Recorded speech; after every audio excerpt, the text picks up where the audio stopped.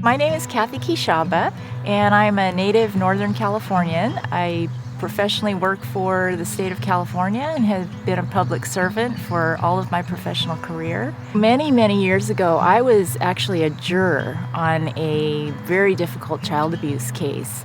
And the 7-year-old victim had to testify in court against his abuser. He was followed around by a woman that was always by his side, no matter where he was in court. And I later found out that she was his CASA. And I thought, wow, this is just remarkable. So that's how I learned about CASA and raising my own 2 boys. I'm just incredibly grateful that I was blessed with a network of family and friends.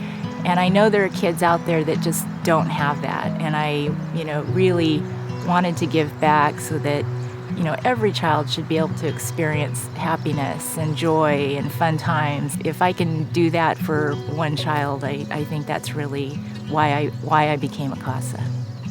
When I arrived at her home for our first visit, I was just surprised that she greeted me and, really had no hesitation. We just sat and we read books and just got to know each other a little bit.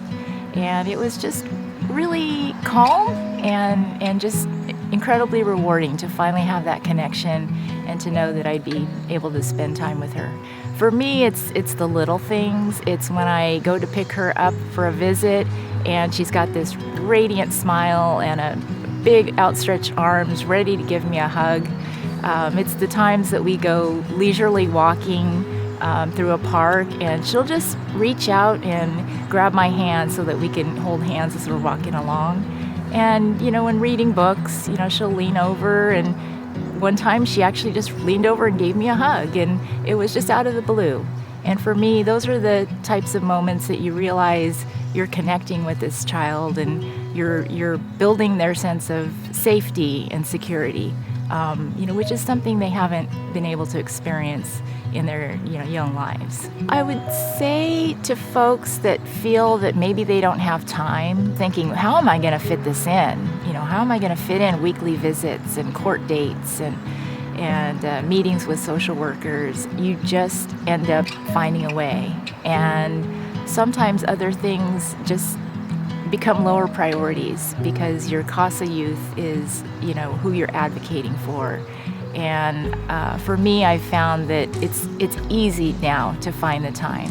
That you're going to have challenges, you're going to have difficulties, you're going to be frustrated at times.